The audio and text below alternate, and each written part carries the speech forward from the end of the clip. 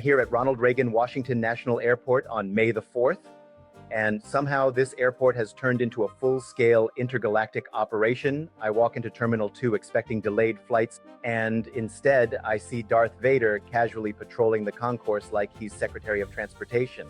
Stormtroopers are marching around the airport, looking extremely serious, despite missing every target in cinematic history.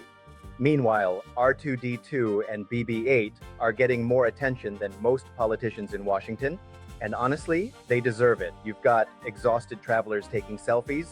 Yeah, my flight got canceled. But I met a droid today, so emotionally, I'm recovering. The funniest part is how normal everyone acts.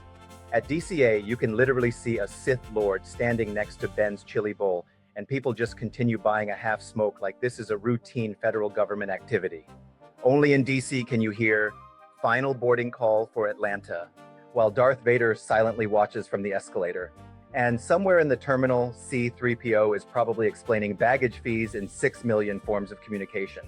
Honestly though, this is actually pretty cool from the airport.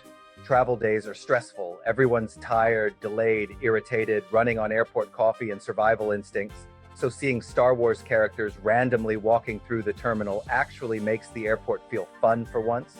Kids were excited, adults were pretending they weren't excited while secretly taking photos.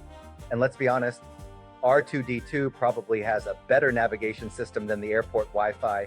May the 4th be with you, and may your luggage arrive with the rest of the rebellion.